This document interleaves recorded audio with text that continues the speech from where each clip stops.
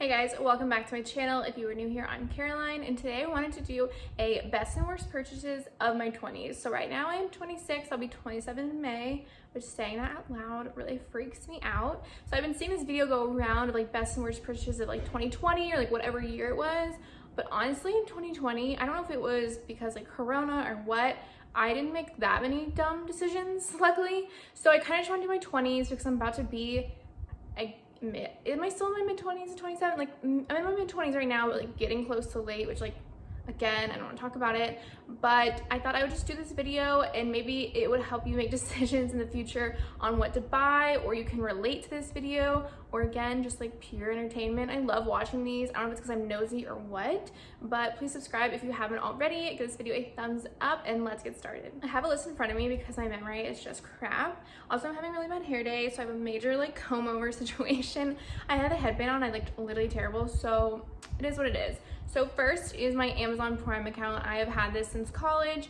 If you are a student, definitely do the Prime student because it cuts it in half. I swear they keep like inching up the price like every year. I think it's at like $120 a year, but I use Amazon. Like I am too dependable on Amazon. Actually, it's embarrassing, but I get anything from like skincare to kitchen items to my Kindle, like books, all of that. I get so much on Amazon, and the Prime shipping, the free shipping, the 2-day shipping, all of that I think is totally worth it. It comes with Amazon Prime on your TV, so it's a streaming service as well. I think you can get like music for a certain amount for free. It just has so many benefits that I absolutely love. You have the Whole Foods, you can pick up your packages in the lockers at Whole Foods.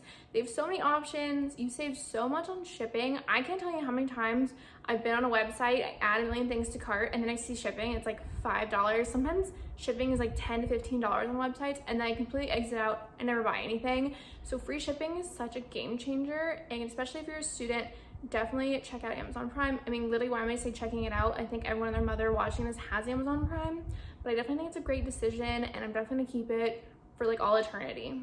All right, this next item or items, I don't think a lot of people are gonna agree with me on, but it's designer handbags. Now, I'm talking the classic designer handbags that don't go out of style. I'm not talking like the hot pink like Gucci bag. That's such a waste of money. If you're that rich that you can get these designer handbags in like random colors like pink and teal, like you do you. I am not like that, but I have 3 bags that I have that are such classics. This is the first one. I got this when I was 16 years old, and it still looks so good. So it will be, God, 11 in May. It has held up so well. It looks so good. So I think they definitely are worth the investment.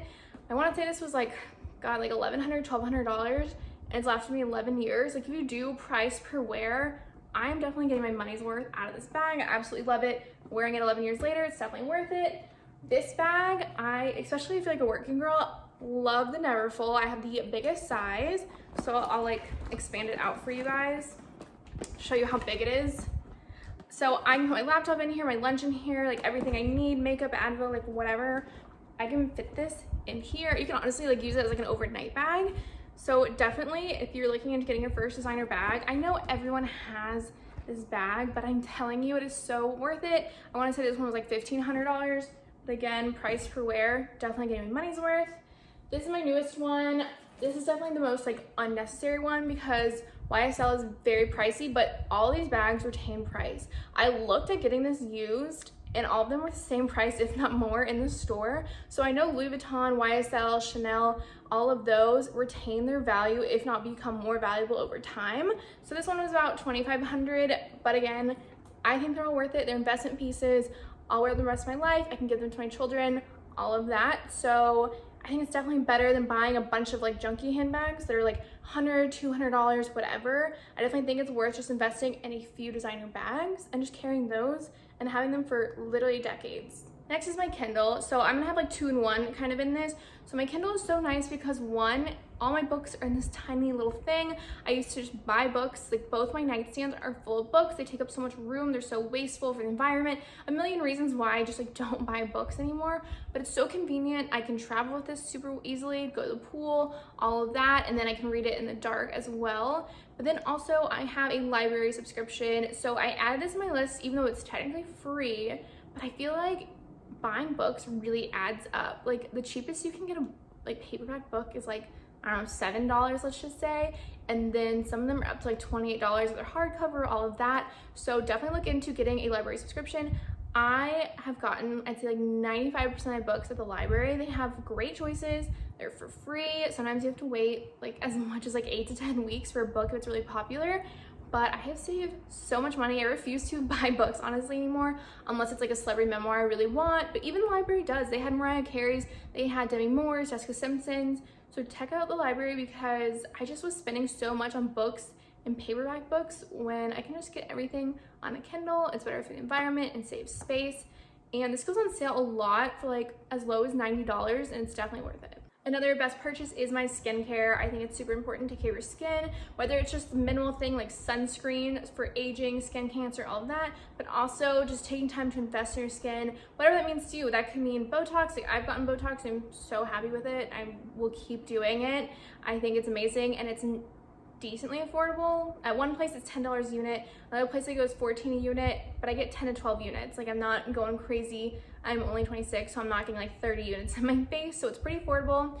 But I definitely think it's worth it. Invest in a retinol, a moisturizer, an under eye cream, a face wash. All of that's super important because it's your face. Like it's just, you need to invest in good skincare because it's the only face you got, okay? So definitely invest in that. I love my Clarisonic. I know they went out of business, but you can like find similar things.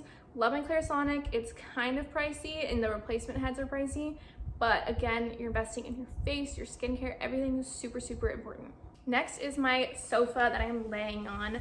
So I know it's super tempting to get furniture from like IKEA. I do have a dresser from IKEA that's lasted a decently long time, but in general, you need to invest in your furniture so it lasts a long time and not getting like junky, cheap, like $500 sofas. So my sofa, you obviously can't see it all. It is a huge L shape. It was with tax like $2,100, but it's gonna go to my next apartment and my home and the home after that. Like this thing is coming with me for life. It is so comfortable. Patrick and I both fallen asleep by accident out here. Friends have fallen asleep on this thing. It's huge. We love it. We spend every day on it. I work from home and I sit on it every day. So it's super nice to have a nice sofa that's not gonna show wear and tear after like a year or two. So definitely invest in your furniture because furniture is not cheap, and if you keep replacing beds and chairs and sofas, it adds up to even more than what this one sofa was. All right, another thing is kind of a non-tangible item. I can't really show you it, but it is my HSA account and my 401k. So for an HSA account, obviously both those are through my employer, but I put in my pre-tax dollars to my HOA and 401k. So the HSA has actually like saved my butt in the last couple of months because I had really bad eczema. I had like an annual checkup in general. I got all these bills at once. Like to see my dermatologist, besides the $100 in prescriptions they gave me, was $130. And I was like, I saw you for 10 minutes. Are you serious? So I put $500 a year in my HSA, and my husband has one that I can use. I don't know how much he puts in there, but it has saved my butt when these bills come in, which I can afford them like fine, but it's just, who wants to pay that? Nobody. It's not fun. So my HSA, it paid for all my eczema prescriptions. When I was on birth control, it paid for all my birth control, my doctor's appointments, all of that. I have allergy drops that I take that they're not FDA approved or whatever, so insurance doesn't cover them, so my HSA will cover them, and they're not cheap. So definitely an HSA, if you can, through your employer, it's definitely worth it. Definitely when you have like these surprise bills. Like I haven't gone to the dermatologist in like 5 years, so this was like out of nowhere, and I think total it cost me like $250 between the appointment, the prescriptions, all of that, and I didn't pay a dime out of pocket because I just use my HSA card. So definitely look into that. And your 401k is so important. So luckily my company matches, which is really nice, so I always put in as much as they match. So definitely look into that if you're not doing that. The younger the better to start, but I feel like this is repetitive and everyone knows that about like 401ks and Roth IRAs and all of that. But definitely look into it. Like this is your sign. If you're not doing it or you're putting in a very small percentage, just look into it. Next is my HYDROFLASK. So I love this thing. I've had it for years. So this is the 32 ounce. I got it from Nordstrom. I actually use it with a gift card too. But again, it saves waste for the environment. All the water bottles that you were saving by just using this one reusable water bottle. It lasts a really long time. It keeps your items, your water, fluids, everything super cold. So I definitely am so happy I invest in this because I use it almost every single day, and it's just nice not to be wasteful, and it's really long lasting. I haven't had any problems. It still keeps everything super cold. years later. So my next item is something that was it's on my best and worst purchases, because it's on my worst because what I used to do is I would buy these planners at the beginning of the year, and then I use them for 2 weeks, and then I kind of become like disinterested in them. And then if I skipped a few weeks, I would just stop and just never use it and throw it away. So I went through all these planners that I never used, I would throw away, basically empty planners. So best purchases are the Doing Well Daily planners. So I have 2 right now. I have the Danielle Caroline's one and the original one that's just a normal one. What I like about this is I'll open to a page and you can fill in the date. So it's a 90-day planner, but you can just skip days and fill in whatever date you need. Like I'm not gonna do much on the weekend, so I don't use the weekend pages. You know, I don't use pages for the weekend, if that makes, you know what I mean? Anyway, so what I like is it has gratitude, words to live by, this little calligraphy that you can do, knock it out list, all the water that you're consuming, your get moving, so what you did to work out, and your meals. So I really just like the format. I find it fits my needs and I really like it. And again, it's just the filling in the date, which makes me use this so much more consistently. And then on the other side, it has like a whole notes page and keep going for possibly tomorrow, super nice. And then what I love about Danielle Caroline's, I don't know if they're gonna bring this back. I think they are. So what they do is it has like an hour by hour on hers, which I really love, because if I like workout classes, meetings at work, like dinner plans, all that stuff, I really like the hour by hour. And then it has work and side hustle. So YouTube's like my side hustle type situation. So I can put all my YouTube stuff, Amazon affiliate stuff here. And then my work is my actual like insurance and job that I have.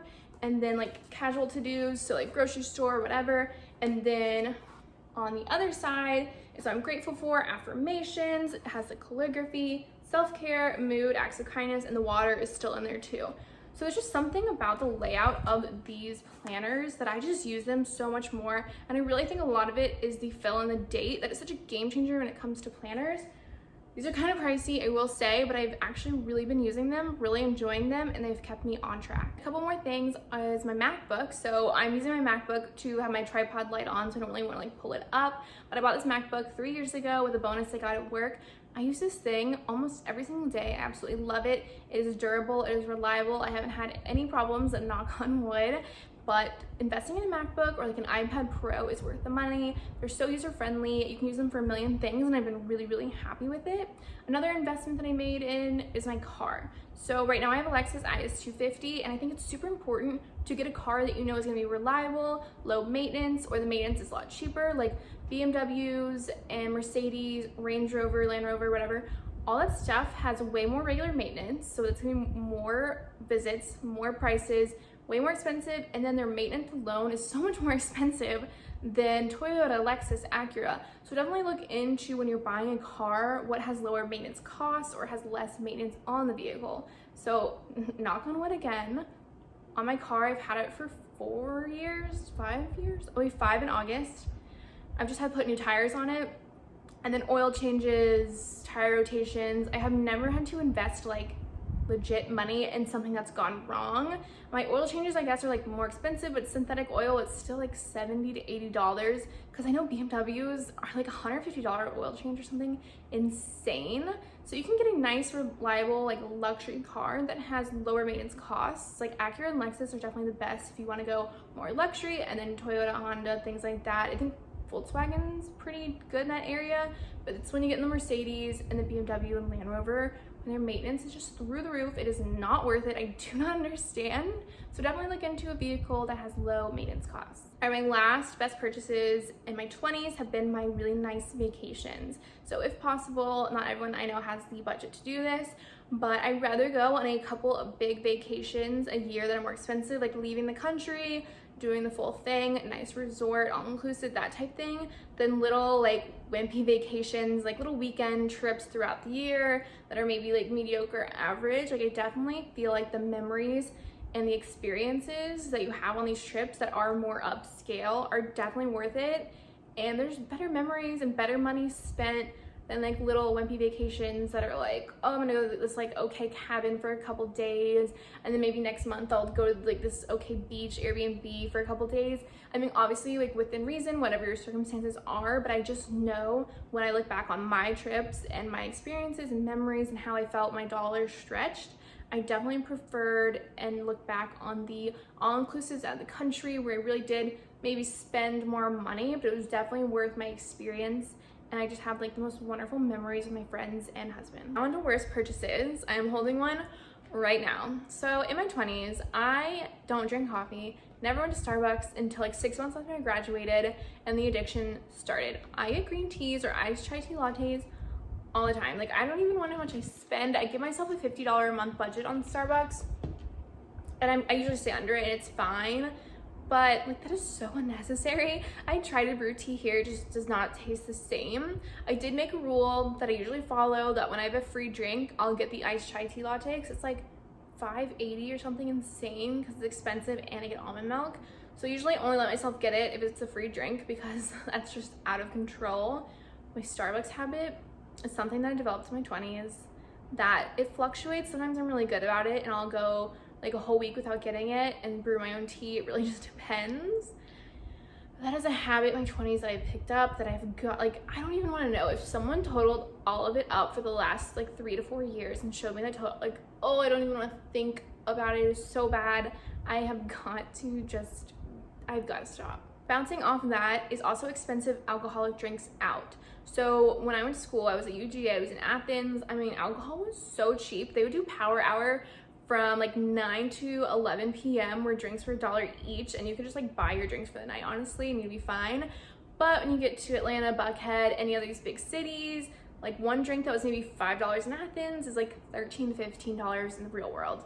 So I now will only just have, if I go out to dinner or go out with a drink for friends, I will just get one drink because like $13 to $15 one drink, like I can't.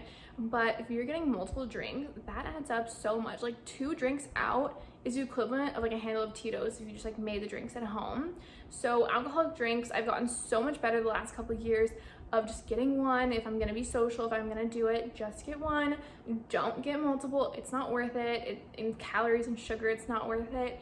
But I just feel like you can really rack up drinks and the money for the drinks is just crazy, and sometimes you don't realize it because you're having a great time with your friends. But before I go, I always like set a limit in my head of how many I'm gonna have, what I'm gonna spend, because that stuff really adds up. Another worst purchase is I've gotten so much better about it, but there was a phase for like 6 to 8 months when Patrick and I were getting Uber Eats and Postmates a lot. When I say a lot, I mean like 2 to 4 times a month, which is a real lot for us. I have gotten Uber Eats twice in the last 15 months. I got Flower Child once, and maybe that was it, or Taqueria once. Like literally, I cut Uber Eats out of I deleted the apps. Like that is the way I do it. If you want to stop the addiction, just delete the apps, unsubscribe from the emails. But there was a phase for 6 to 8 months where we were doing it 2 to 4 times a month. The delivery fees, there's like a small whatever fee. If you get like a small order, they'll charge you for getting a small order instead of a regular order. I don't even understand. But that stuff adds up. And not to mention when you're eating food out, that's like worse calories for you. You don't know what's in it. It's just not good for you. You can gain weight so easily if you just like keep getting food out delivered.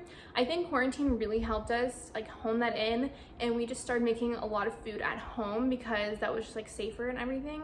And now we've just kept to that. So again, I've gotten Uber Eats twice in the last 14 to 15 months.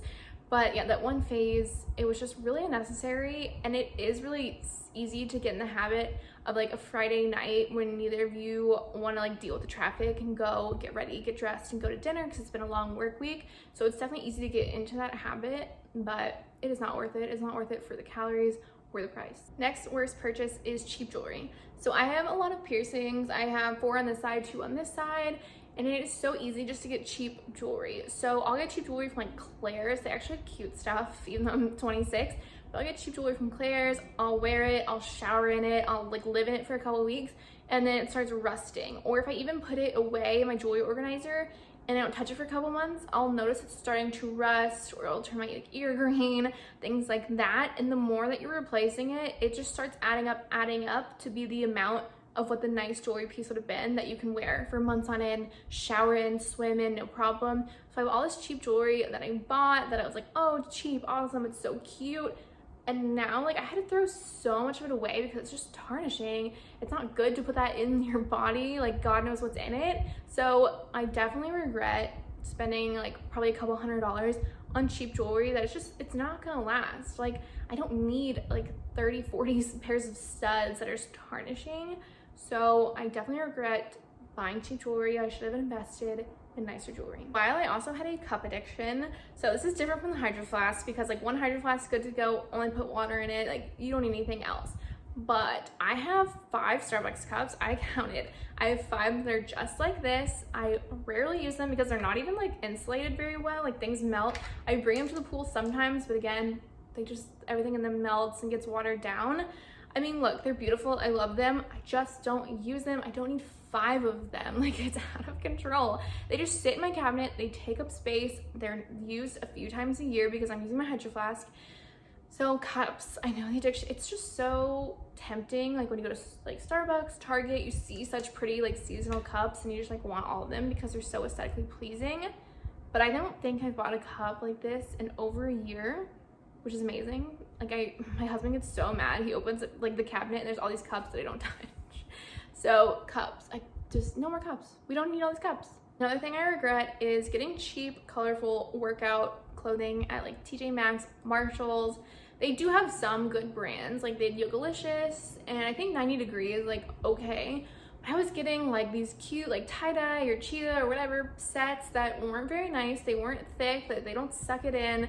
Like when am I gonna wear all these ugly, not ugly, I don't know, they're okay, but I was just getting it because I was like, oh my god, these leggings are only $10 or $15. What a steal. Like I work out like multiple times a week, let me get them. And then they would just sit in my drawer because I was like, why am I gonna wear like an oversized gray t-shirt with like tie-dye leggings that look stupid and ugly? I just didn't like it. So I actually donated all of my TJ Maxx workout clothing.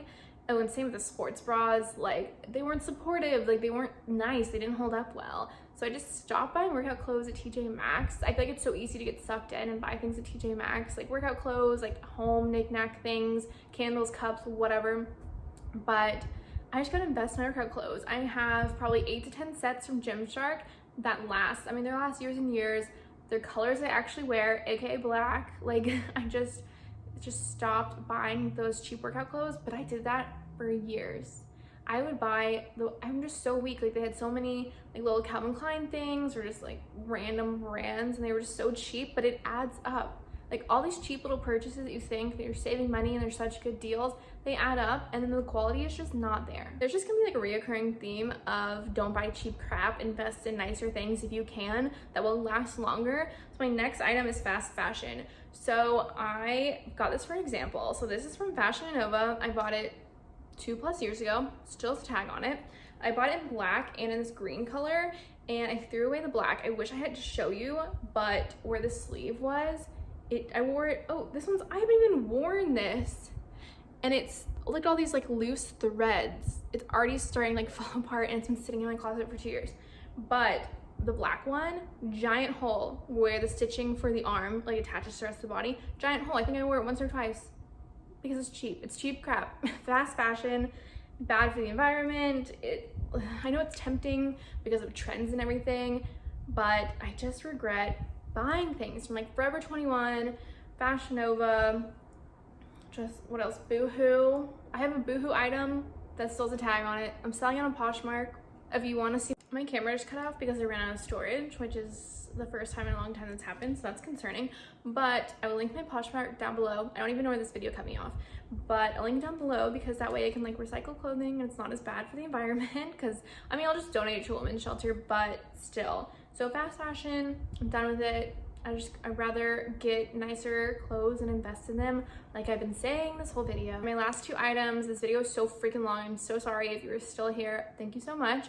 But it is the beauty boxes. So anything from Ipsy to Birchbox to even like FabFitFun. I only did one FabFitFun box and I was like, I don't even like half of this. But the beauty boxes, I mean, they're great values, but then I end up not even liking half of it. I have a million brushes because they keep sending brush sets. I don't need those. I love my brush set from Jaclyn Hill Morphe that I've had for like 3 years. So those little beauty boxes, they're so wasteful because what are the odds you're gonna love every single product every single time? I don't need that. I'd rather save the money and actually put it towards makeup or skincare that I know I want and I love.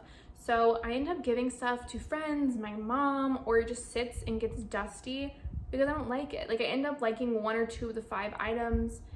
It's not worth it. I mean, it's definitely exciting or like a fun gift, or maybe if you don't know a lot about makeup and don't have any, it's a way to introduce you to brands. But like, I know makeup, I have a lot of makeup.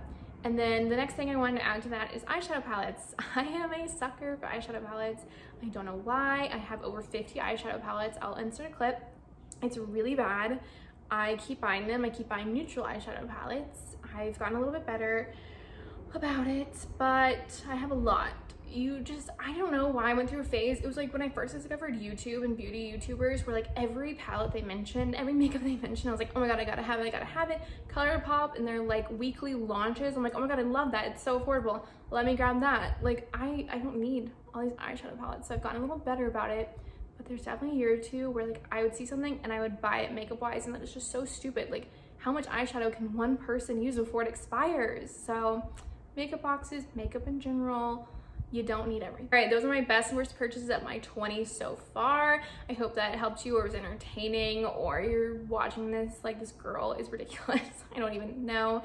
But let me know what you think your best and worst purchases are of either 2020, your 20s, whatever age you want, what you regret buying or what you absolutely love, because I'd love to hear it. Again, I'm nosy. I love watching these videos and hearing what people regret buying. So please subscribe if you haven't already. Give this video a thumbs up, and I'll see you in my next video.